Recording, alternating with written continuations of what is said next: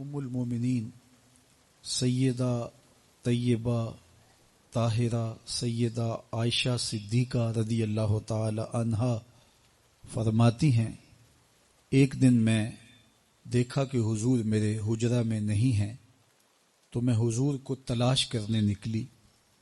جنت البقیع میں آسمان کی طرف سر اٹھائے حضور اللہ سے التجائیں کر رہے تھے۔ مجھے دیکھا تو ارشاد فرمایا، عائشہ کیا تم نے یہ سمجھا کہ اللہ کا رسول تم سے زیادتی کرے گا؟ فرماتی ہیں میں نے عرض کی، یا رسول اللہ صلی اللہ علیہ وسلم، میں یہ سمجھا شاید آپ کسی زوجہ محترمہ کے حجرہ میں تشریف لے گئے ہیں۔ فرمایا آج لیلۃ النصف من شعبان، شعبان کی 15ویں رات ہے، درمیانی شب ہے۔ اس رات کو اللہ تعالی جل شانہ آسمان دنیا پہ نزول اجلال فرماتا ہے اور قبیلہ بنو کلب کی بکریوں کے بالوں سے زیادہ لوگوں کو جہنم کی آگ سے آزاد کر دیتا ہے۔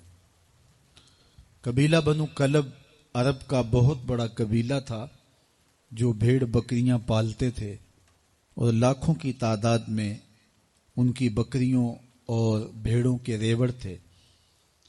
تو اس قبیلے کی بکریوں کے بالوں سے بھی زیادہ گناہگاروں کو جہنم کی آگ سے آزاد کر دیا جاتا ہے۔ تو یہ وہ بابرکت شب رحمت ہے، شب نور ہے، جس کے دامن میں اتنی برکتیں ہیں کہ کوئی محروم نہیں رہتا۔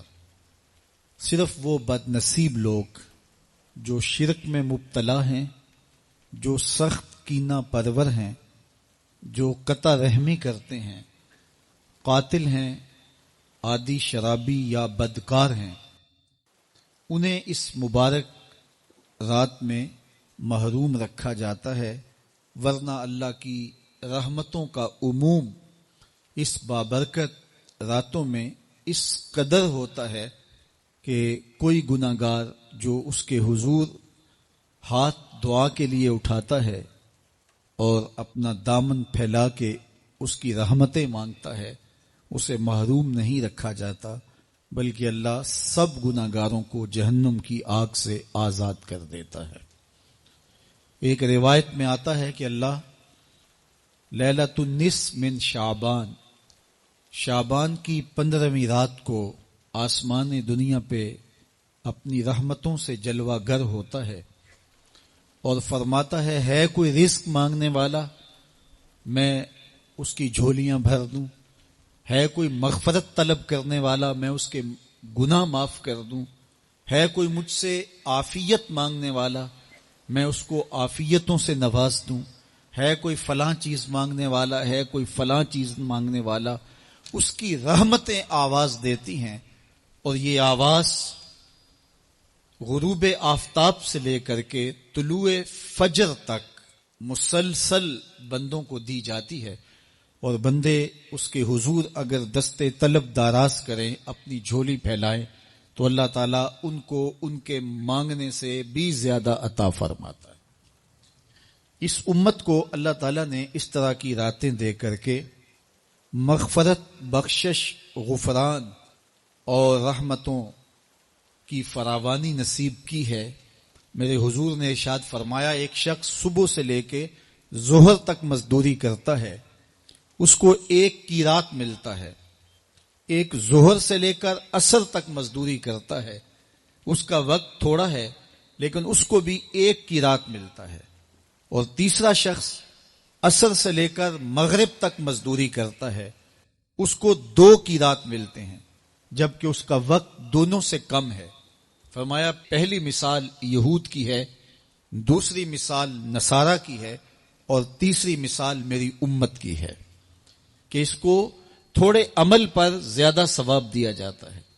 تو یہود اور نصارہ نے اس پہ برا منایا، تو حضور علیہ السلام نے فرمایا کہ اللہ نے ان کے اجر میں تو کمی نہیں کی، لیکن مسلمانوں کو زیادہ اجر دے دیا، تو یہ اس کی کرم نوازی ہے۔ تو یہ تھوڑے وقت کی عبادتیں اور چند راتوں کی بیداری اور مخصوص اوقات میں اللہ کے حضور عبادت و ریاضت ایک گناہگار کو کہاں سے کہاں تک پہنچا دیتی ہے، اس کے گناہوں کی معافی کا ذریعہ بھی بنتی ہے اور درجات کی بلندی کا سبب بھی۔ دیکھیے لیلۃ القدر ایک رات 1000 مہینے کی عبادتوں سے بہتر قرار پاتی ہے۔ اسی طرح دیگر مواقع ہیں کہ اللہ تعالیٰ اس امت کے لیے رکھے ہیں، رحمت رب بہانہ می طلب، اور یوں بھی پڑھا گیا رحمت رب بہانہ می طلب۔ اس کی رحمتیں قیمت نہیں مانگتی اور اس کی رحمتیں بہانہ تلاش کرتی ہیں، تو وہ اپنے بندوں کو بخشنے پہ آمادہ ہے اگر وہ اپنا دامن طلب پھیلائیں۔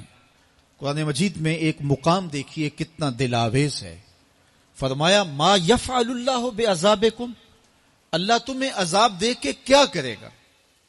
اس کی یہ چاہت نہیں ہے کہ تمہیں عذاب میں مبتلا کرے، اس کی چاہت یہ ہے کہ تم اس کی چوکھٹ پہ آؤ، جھولی پھیلاؤ، اس سے خیرات اور رحمت مانگو، اور وہ تمہارے ماضی کے سارے گناہ معاف کر کے، ساری غلطیاں معاف کر کے تمہیں اپنی رحمتوں سے مالا مال فرما دے۔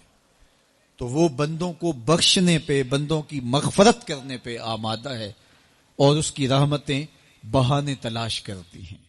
اللہ اکبر۔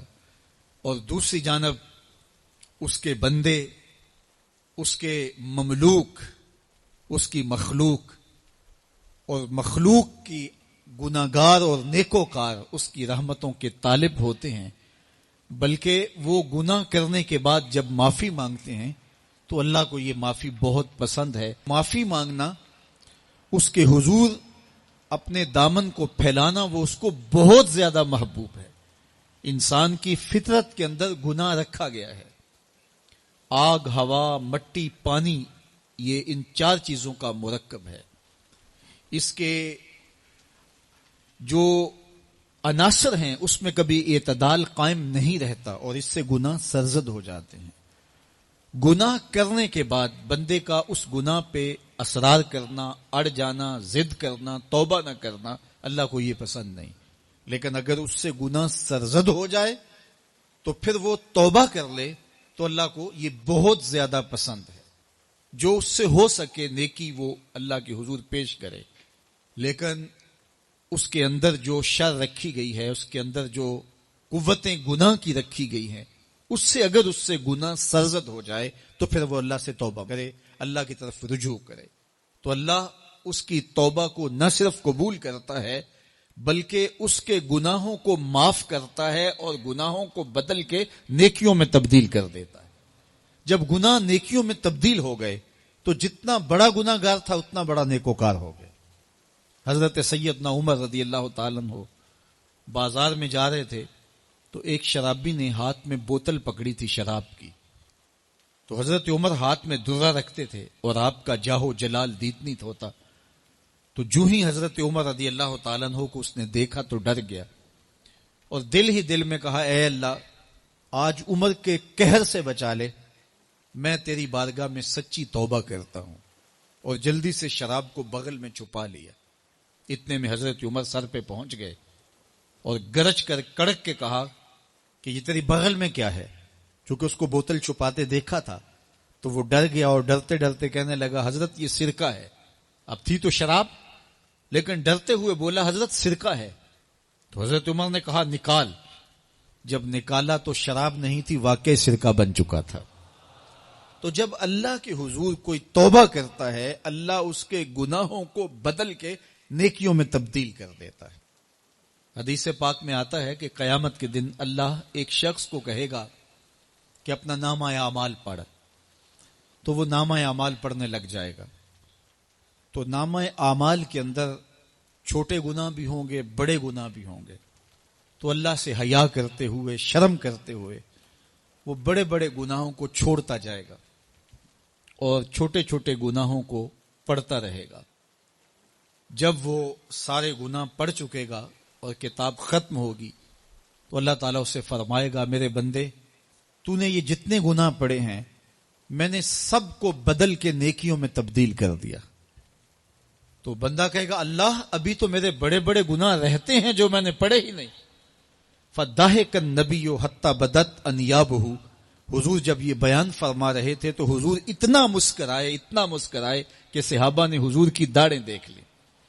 تو پہلے وہ بڑے بڑے گناہ چھوڑے جا رہا تھا، لیکن جب اللہ فرمائے گا کہ میں تیرے گناہوں کو بدل کے نیکیوں میں تبدیل کر دیا، تو وہ کہے گا ابھی تو بڑے بڑے گناہ رہتے ہیں جو میں نے ابھی پڑھے ہی نہیں. تو جب کوئی بندہ اس کے حضور توبہ کرتا ہے، اللہ یہ نہیں دیکھتا اس نے گناہ کتنے کیے ہیں، یہ دیکھتا ہے بندہ آیا میری چوکھٹ پہ ہے تو اللہ اس کے پچھلے سارے گناہ معاف فرما دیتا ہے. اللہ اکبر. میرے اور آپ کے آقا و مولا نے اللہ کے حضور توبہ کرنے اور اس پر اللہ کی خوشی اور اللہ کی خوشنودی کا ذکر کرتے ہوئے ایک مثال بیان فرمائی کہ ایک شخص صحرا میں سفر کر رہا تھا تو وہ ایک درخت کے نیچے دوپہر کاٹنے کے لیے سستانے کے لیے رک گیا اور درخت کے ساتھ اپنے اونٹ کو باندھ دیا اور خود لیٹ گیا تاکہ دوپہر کاٹ لوں.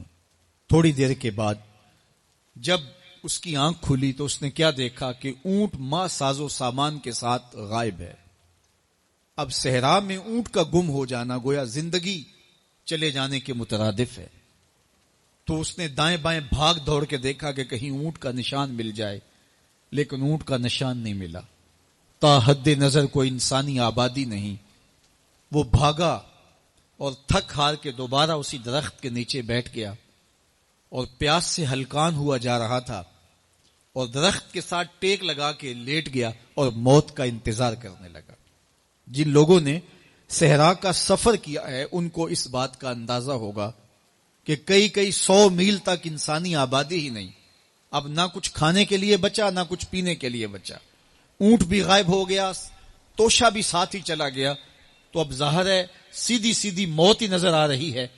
تو وہ اس درخت کے ساتھ ٹیک لگا کے بیٹھ جاتا ہے اور موت کا منتظر ہوتا ہے. تھوڑی دیر کے بعد پھر اس کی دوبارہ آنکھ لگ جاتی ہے. جب دوبارہ آنکھ لگتی ہے تو تھوڑی دیر بعد پھر آنکھ کھلتی ہے. جب دوبارہ آنکھ کھلتی ہے تو دیکھتا ہے کہ اونٹ جو گما تھا ماں ساز و سامان کے اس کے پاس کھڑا ہے. تو صحرا میں اس حالت میں اونٹ کا مل جانا زندگی مل جانے کے مترادف ہے. تو وہ اتنا خوش ہوا کہ خوشی کی انتہا نہ رہی، بلکہ مسرتوں کے ہجوم میں درک گیا اور کہنے کیا لگا، اللہم انت عبدی وانا ربک. اے اللہ تو میرا بندہ اور میں تیرا رب. کہنا تو یہ تھا کہ تو میرا رب اور میں تیرا بندہ، لیکن مسرتوں کا ہجوم ہی اتنا تھا، خوشیوں کا ہجوم ہی اتنا تھا کہ زبان پہ قابو نہ رہا. کسی کے آنے سے ایسے ہوش اڑے ساکی کے، شراب سیخ پہ ڈالی اور بوتل میں کباب. کہنا یہ تھا اللہم انت ربی وانا عبدک، لیکن اس قدر خوش ہوا جب بھی تیری قربت کے امکان نظر آئے ہم اتنے خوش ہوئے کہ پریشان نظر آئے. تو کہنا یہ تھا کہ اے اللہ تو میرا رب اور میں تیرا بندہ، لیکن خوشیوں کے ہجوم میں وہ کہتا ہے اللہم انت عبدی وانا ربک. اے اللہ تو میرا بندہ اور میں تیرا رب. حضور یہ بات بیان کرنے کے بعد صحابہ سے پوچھتے ہیں کہ ذرا بتاؤ اس بندے کو کتنی خوشی ہوئی کہ خوشی میں زبان بھی قابو نہ رہی اور اپنے آپ پہ کنٹرول نہ رہا، اور خوشیوں کے ہجوم میں اسے یہ بھی پتہ نہیں چل رہا کہ وہ کیا بول رہا ہے. تو صحابہ نے عرض کی حضور بہت زیادہ اسے خوشی ہوئی. تو میرے حضور نے یہ بات کرنے کے بعد ارشاد فرمایا، جس طرح اس کو گما ہوا اونٹ ملا اور اس کی خوشی کی انتہا نہ رہی، تو فرمایا جب کوئی شخص توبہ کرتا ہے اور اللہ کی حضور پلٹ کے آتا ہے، گناہوں سے معافی مانگ کے اس کی دہلیز پہ آتا ہے، میرے حضور نے فرمایا اللہ اس سے بھی زیادہ خوش ہوتا ہے.